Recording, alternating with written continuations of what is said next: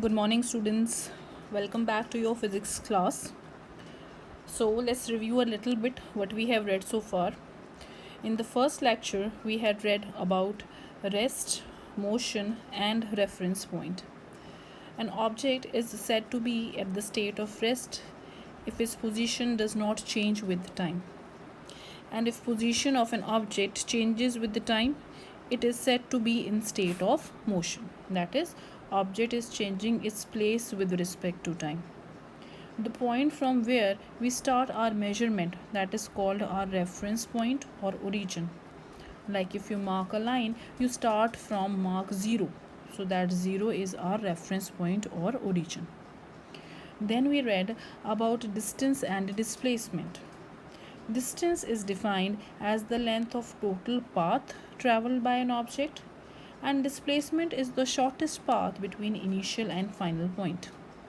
Distance traveled by an object is always positive, but displacement can be positive, negative, or even zero. Distance is a scalar quantity, that is, it is having only magnitude and no direction. Displacement is a vector quantity, that is, it is having magnitude as well as direction. So there are basically two types of physical quantities: scalar quantities, vector quantities. Scalar quantity is that which is having only magnitude, that is only numerical value. Vector quantity is that which is having magnitude as well as direction. After that, we read about speed and velocity. Speed is a scalar quantity, velocity is a vector quantity. Speed is defined as the rate of distance traveled. In physics, whenever we say rate of any physical quantity, we always take time in the denominator. So when I take speed, it is the rate of distance traveled. That is why the formula for speed becomes V is equal to S divided by T. So SI unit will be, naturally distance is measured in meter and time in seconds. So SI unit is meter per second. It can also be written as meter second minus 1 because second is in denominator. Other units are centimeter per second or kilometer per hour. But when we talk about SI system, standard international, we take unit in meter per second only. The second quantity, which was vector quantity, that is the rate of change of displacement. So it will be displacement by time. Formula is same, V is equal to S by T. So velocity of an object can be 0 when displacement is 0, but speed of an object can never be 0. After that, we read about uniform and non-uniform motion. An object is said to be in uniform motion if it covers equal distances in equal interval of time, and non-uniform motion when it covers unequal distances in equal interval of time. After that, we will read about acceleration. Acceleration is defined as rate of change of velocity. Now I am saying rate of change, so naturally I am taking time in the denominator. Rate of change of velocity. That means change in velocity by time taken. Acceleration comes into picture when we talk about non-uniform motion. When an object is in state of uniform motion, that is, it is covering equal distances in equal interval of time, the motion will never be accelerated. Motion will be accelerated only in case of non-uniform motion. Acceleration can be positive or negative. If the speed of the object is increasing with the time, like if you accelerate the car and the speed is increasing, that is the case of positive acceleration, which we generally term as only acceleration. But if the velocity of the object is decreasing with time, you are applying brakes, the speed is decreasing with time, that is the case of negative acceleration, which is called retardation. So to explain acceleration, we take symbol small a for acceleration, which is equal to rate of change of velocity, that is change in velocity and divided by the time taken. If u is the initial velocity of object, v is the final velocity of the object, and small t is the time taken for this change. That in time small t, the velocity of the object has changed from u to v.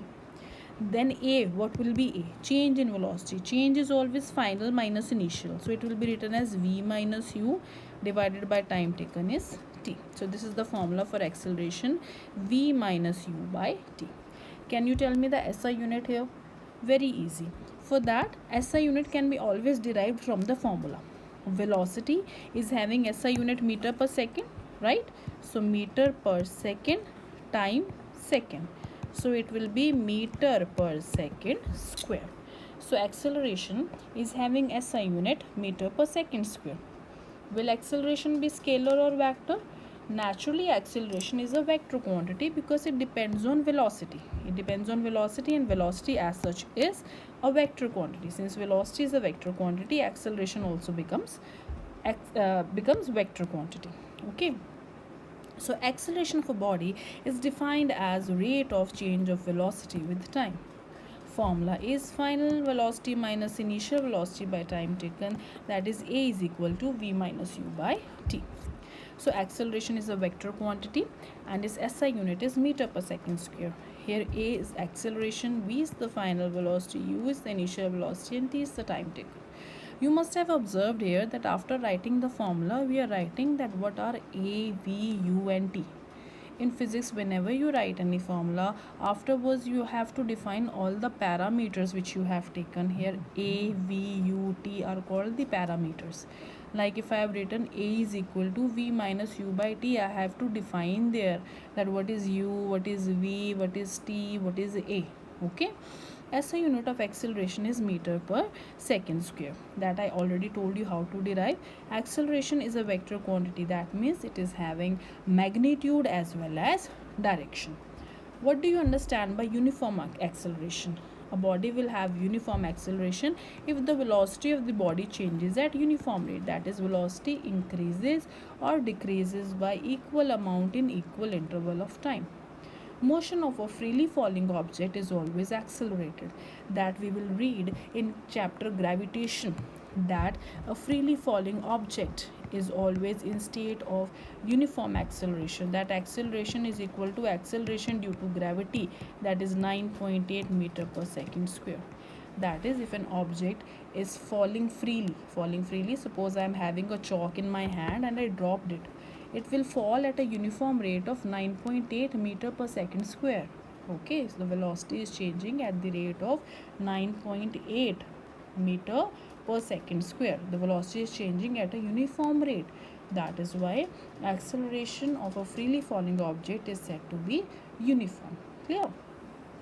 Then what will be non-uniform acceleration? Naturally, when the velocity of the object increases or decreases by unequal amount in equal interval of time. Okay, so acceleration is defined as rate of change of velocity. If object is in state of non-uniform motion, then only the velocity will increase or decrease. In uniform motion, acceleration will always be zero. If velocity is increasing with the time, acceleration is positive. If velocity is decreasing with the time, acceleration will be negative. Formula for acceleration is rate of change of velocity, that is change in velocity divided by time taken. What will be change in velocity? Change will always be final minus initial. That is why it becomes v minus u. Time taken is t. So this is the formula. A is equal to v minus u by t. SI unit for velocity, it is meter per second divided by second, it becomes meter per second square.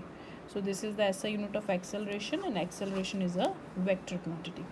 Okay, vector quantity, that means it depends on magnitude as well as on the direction. Uniform acceleration if velocity increases by equal amount in equal interval.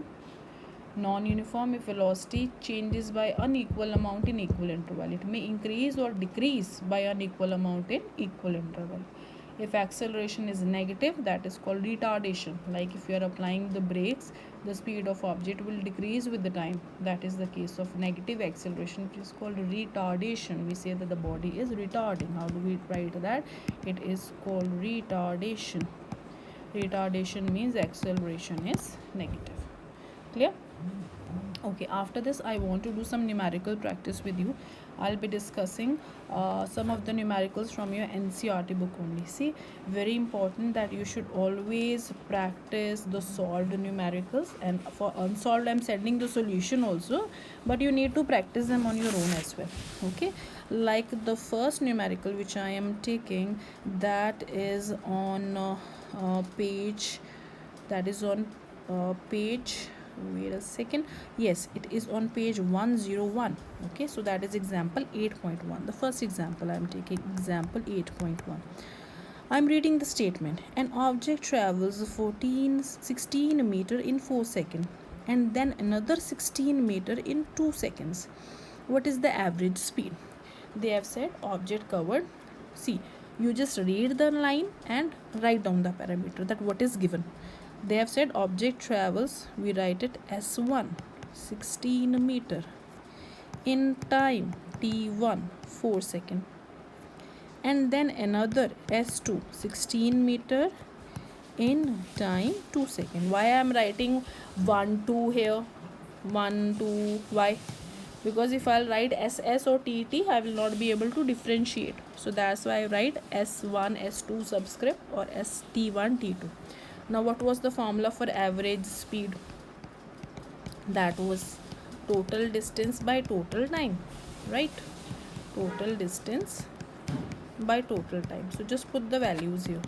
It will be 16 plus 16, 4 plus 2, 32 by 6, right? So that will come out to be 5.33. What is the unit? Meter per second. Very important to write the unit. Easy. Average speed, we have just used the formula, total distance by total time. Next numerical, example 8.2, that is on page 102. This was on page 101. You can practice on your own. Okay, very important. Numericals are important in this class. 30% of syllabus includes numerical in physics. Okay, the odometer of a car. This question I had asked last time, that which instrument is used to measure distance. The answer is odometer. Okay, so the odometer of a car reads 2000 kilometer at the start of trip. That when one started the car, he went on a trip. At that time odometer's reading was 2000 kilometer, and at the end of the trip it came out to be 2400 kilometer. If the trip took 8 hours, calculate the average speed.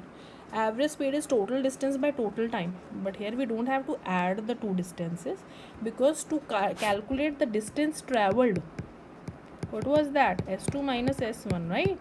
Why we have taken S2 minus S1? Because initially odometer reading was 2000 and afterwards it was 2400. So how much distance the car has covered? That is 2400 minus 2400. So what will be average speed? Total distance by total time, 400 divided by 8, that comes out to be 50. Unit is kilometer per hour. See, you can convert speed from kilometer per hour to meter per second. Rather you should, right? Because when we take the final answer, that should be in SI unit. Kilometer is 1000 or 3600 seconds. So when you do the conversions, it will come out to be 13.9 meter per second. One more numerical I will take. Example 8.3. Same page. Usha swims in a 90-meter long pool. She covers 180 meter in 1 minute by swimming from one end to the other. So there is a 90-meter long pool. Usha starts swimming from one end to the other, 90 meter here and then came back. So the total distance she has covered is 180 meter in 1 minute. Time given is 1 minute. Okay, you have to calculate average speed and average velocity. First thing, the distance is in meter but time is in minute, so we will change that to second. It becomes 60 seconds here. What will be average speed now? Total distance by total time. So it will be 180 divided by 60, that is 3 meter per second. But what would be average velocity? That will be displacement by time. What will be displacement in this case? It will be 0, because she came back to the same point. So 0 by 60, the answer is 0 meter per second. So average velocity in this case is 0. Why? Because the displacement was 0. but average speed, which is total distance by total time, will be 180 by 60, that is 3 meter per second. Okay, I think that much is enough for today. Next time I'll be discussing numericals related to velocity and acceleration. Okay, so please keep on revising on your own, practice more and more, and simultaneously complete your written work as well. See you then. Bye.